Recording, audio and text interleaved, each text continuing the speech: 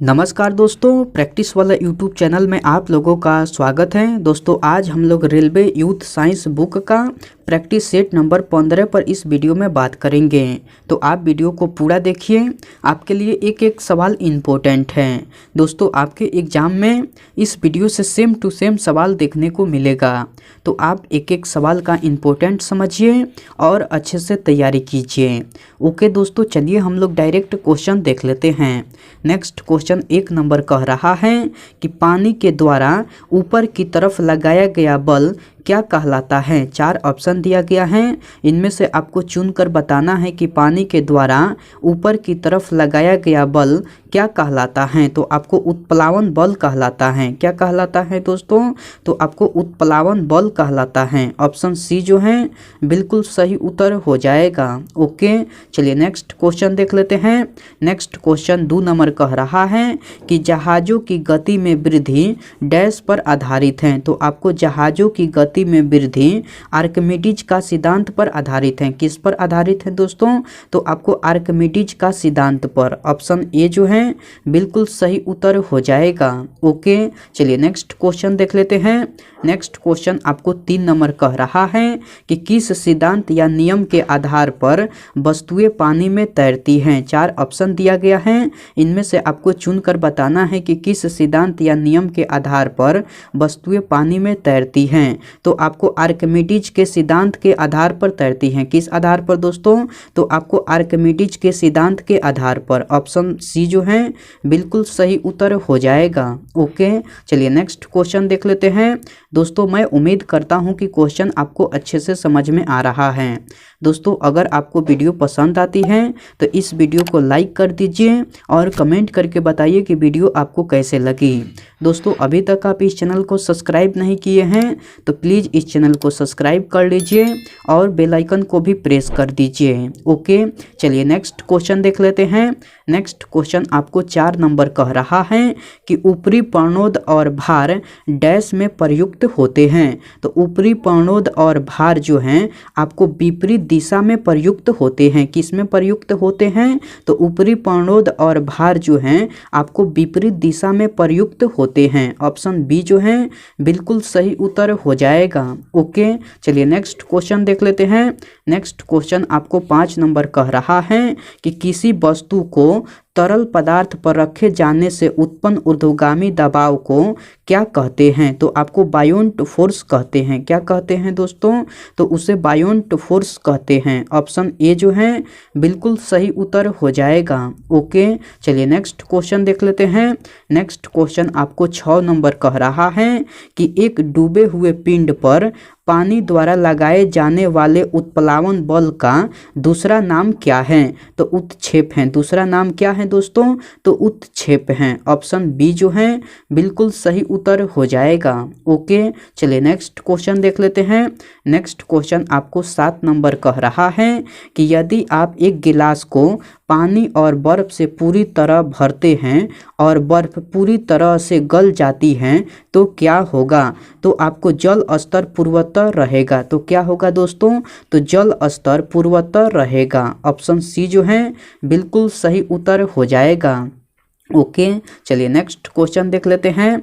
Next question आपको 8 number कह रहा है कि यदि कोई वस्तु डूबती है तो वस्तु पर तरल द्वारा प्रयुक्त उत्क्षेप डैश होगा। तो वस्तु पर तरल द्वारा प्रयुक्त उत्क्षेप जो है आपको वस्तु के भार से कम होगा। क्या होगा दोस्तों?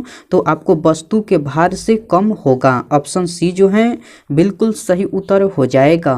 ओके, चलिए नेक्स्ट क्वेश्चन देख लेते हैं। नेक्स्ट क्वेश्चन आपको 9 नंबर कह रहा है कि उत्क्षेप बल और भार कार्य करते हैं। 4 ऑप्शन दिया गया है, इनमें से आपको चुनकर बताना है कि उत्क्षेप बल और भार कार्य करते हैं। तो आपको विपरीत दिशाओं में कार्य करते हैं। उत्क्षेप बल और भार जो हैं आपको विपरीत दिशाओं में कार्य करते हैं। ऑप्शन बी जो है बिल्कुल सही उत्तर हो जाएगा। ओके, चलिए नेक्स्ट क्वेश्चन देख लेते हैं। नेक्स्ट क्वेश्चन आपको 10 नंबर कह रहा है कि किसी द्रव तल के लंबवत कार्य करने वाला बल क्या कहलाता है। 4 ऑप्शन दिया गया है, इनमें से आपको चुनकर बताना है कि किसी द्रव तल के लंबवत कार्य करने वाला बल क्या कहलाता है? तो आपको उत्क्षेप कहलाता है। क्या कहलाता है दोस्तों? तो उत्क्षेप कहलाता है। ऑप्शन ए जो है बिल्कुल सही उत्तर हो जाएगा। ओके दोस्तों, चलिए नेक्स्ट क्वेश्चन देख लेते हैं। नेक्स्ट क्वेश्चन आपको 11 नंबर कह रहा है कि जब किसी वस्तु को पानी में डुबोया जाता है तो उस पर ऊपरी बल कार्य करता है।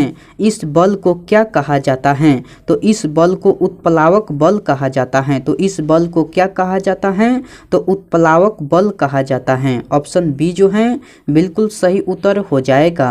ओके, चलिए नेक्स्ट क्वेश्चन देख लेते हैं। नेक्स्ट क्वेश्चन आपको 12 नंबर कह रहा है कि निम्न में से क्या आर्किमिडीज के सिद्धांत पर आधारित नहीं है? 4 ऑप्शन दिया गया है, इनमें से आपको चुनकर बताना है कि कौन आर्किमिडीज के सिद्धांत पर आधारित नहीं है। तो ओडोमीटर जो है आपको आर्किमिडीज के सिद्धांत पर आधारित नहीं है। बाकी हाइड्रोमीटर, पनडुब्बी और लैक्टोमीटर, ये तीनों जो हैं आपको आर्किमिडीज के सिद्धांत पर आधारित हैं, जबकि ओडोमीटर जो है आपको आर्किमिडीज के सिद्धांत पर आधारित नहीं है। तो ऑप्शन डी जो है बिल्कुल सही उत्तर हो जाएगा। ओके, चलिए नेक्स्ट क्वेश्चन देख लेते हैं। नेक्स्ट क्वेश्चन आपको 13 नंबर कह रहा है कि यदि कोई वस्तु तैरती है तो वस्तु पर जल द्वारा लगाया जाने वाला उत्क्षेप बल डैश होगा। तो वस्तु पर जल द्वारा लगाए जाने वाला उत्क्षेप बल जो है आपको वस्तु के भार के बराबर होगा। क्या होगा दोस्तों? तो आपको वस्तु के भार के बराबर होगा। ऑप्शन सी जो है बिल्कुल सही उत्तर हो जाएगा। ओके, चलिए नेक्स्ट क्वेश्चन देख लेते हैं। नेक्स्ट क्वेश्चन आपको 14 नंबर कह रहा है कि उत्प्लावन बल का परिमाण तरल के डैश पर निर्भर करता है। तो उत्प्लावन बल का परिमाण तरल के घनत्व पर निर्भर करता है। किस पर निर्भर करता है दोस्तों? तो घनत्व पर। ऑप्शन बी जो है बिल्कुल सही उत्तर हो जाएगा। दोस्तों मैं यह क्वेश्चन फिर से रिपीट कर दे रहा हूँ। क्वेश्चन कह रहा है कि उत्प्लावन बल का परिमाण तरल के घनत्व पर निर्भर करता है। ऑप्शन बी जो है बिल्कुल सही उत्तर हो जाएगा। ओके, चलिए नेक्स्ट क्वेश्चन देख लेते हैं। नेक्स्ट क्वेश्चन आपको 15 नंबर कह रहा है कि उत्प्लावन बल का डैश द्रव के घनत्व और आयतन पर निर्भर करता है। तो उत्प्लावन बल का परिमाण जो है आपको द्रव के घनत्व और आयतन पर निर्भर करता है। तो ऑप्शन बी जो है बिल्कुल सही उत्तर हो जाएगा। ओके, चलिए नेक्स्ट क्वेश्चन देख लेते हैं।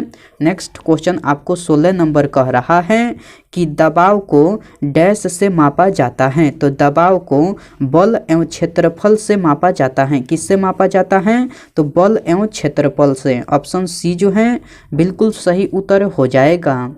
ओके, चलिए नेक्स्ट क्वेश्चन देख लेते हैं। नेक्स्ट क्वेश्चन आपको 17 नंबर कह रहा है कि किसी लगाए गए बल के लिए यदि क्षेत्रफल कम है तो दबाव होगा। तो दबाव जो है आपको अधिक होगा। दोस्तों मैं यह क्वेश्चन फिर से रिपीट कर दे रहा हूँ। क्वेश्चन कह रहा है कि किसी लगाए गए बल के लिए यदि क्षेत्रफल कम है तो दबाव होगा। तो दबाव जो है आपको अधिक होगा। ऑप्शन सी जो है बिल्कुल सही उत्तर हो जाएगा। ओके, चलिए नेक्स्ट क्वेश्चन देख लेते हैं।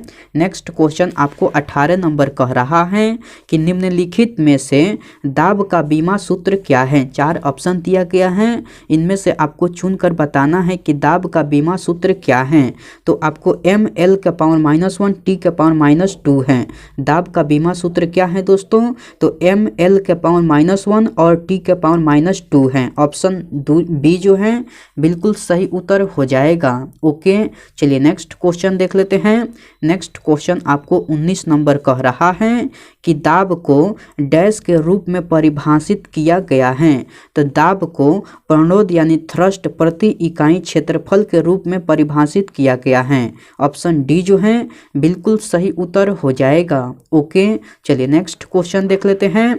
नेक्स्ट क्वेश्चन आपको 20 नंबर कह रहा है कि यदि हम किसी दिए गए बल के क्षेत्र को बढ़ाते हैं तो इससे दाब यानी प्रति इकाई क्षेत्रफल डैश होगा। तो इससे दाब जो है आपको कम हो जाता है। तो इससे दाब क्या होता है? तो इससे दाब कम हो जाता है। ऑप्शन सी जो है बिल्कुल सही उत्तर हो जाएगा। ओके, चलिए नेक्स्ट क्वेश्चन देख लेते हैं। नेक्स्ट क्वेश्चन आपको 21 नंबर कह रहा है कि जैसे ही एक तरल पदार्थ की मुक्त सतह से गहराई बढ़ती है तरल द्वारा डाला गया दबाव जो है डैश होता है। तो तरल द्वारा डाला गया दबाव जो है आपको बढ़ जाता है। क्या होता है दोस्तों? तो आपको बढ़ जाता है। ऑप्शन सी जो है बिल्कुल सही उत्तर हो जाएगा। ओके, चलिए नेक्स्ट क्वेश्चन देख लेते हैं। नेक्स्ट क्वेश्चन आपको 22 नंबर कह रहा है कि जैसे ही एक तरल पदार्थ की मुक्त सतह से गहराई कम होती है तरल द्वारा डाला गया दबाव डैश होता है।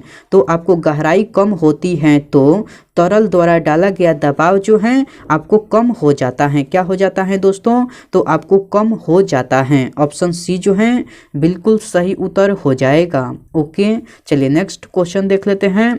नेक्स्ट क्वेश्चन आपको 23 नंबर कह रहा है कि डैश में वृद्धि के साथ एक ठोस द्वारा डाले गए दबाव में कमी आती है। तो आपको क्षेत्रफल में वृद्धि के साथ एक ठोस द्वारा डाले गए दबाव में कमी आती है। किसमें वृद्धि के साथ दोस्तों? तो क्षेत्रफल में वृद्धि के साथ। ऑप्शन बी जो है बिल्कुल सही उत्तर हो जाएगा। ओके, चलिए नेक्स्ट क्वेश्चन देख लेते हैं। नेक्स्ट क्वेश्चन आपको 24 नंबर कह रहा है कि थ्रस्ट प्रति इकाई क्षेत्रफल को क्या कहा जाता है? तो थ्रस्ट प्रति इकाई क्षेत्रफल को आपको दाब कहा जाता है। क्या कहा जाता है दोस्तों? तो दाब कहा जाता है। ऑप्शन सी जो है बिल्कुल सही उत्तर हो जाएगा। ओके, चलिए नेक्स्ट क्वेश्चन देख लेते हैं। नेक्स्ट क्वेश्चन आपको 25 नंबर कह रहा है कि आपको दाब बराबर होता है। 4 ऑप्शन दिया गया है, इनमें से आपको चुनकर बताना है कि दाब किसके बराबर होता है। तो दाब जो है आपको उत्क्षेप बटा क्षेत्रफल के बराबर होता है। दाब जो है आपको उत्क्षेप बटा क्षेत्रफल के बराबर होता है। ऑप्शन डी जो है बिल्कुल सही उत्तर हो जाएगा। ओके, आज का प्रैक्टिस सेट में इतना ही सवाल था। मैं उम्मीद करता हूं कि सारे सवाल आपको याद हो गया होगा। दोस्तों, अगर आपको सारे सवाल याद नहीं हुआ है तो आप इस वीडियो को फिर से देखिए, आपके लिए एक एक सवाल इम्पोर्टेंट हैं। ओके, मैं आपसे नेक्स्ट प्रैक्टिस सेट में मिलता हूं। तब तक के लिए टेक केयर दोस्तों एंड बाय।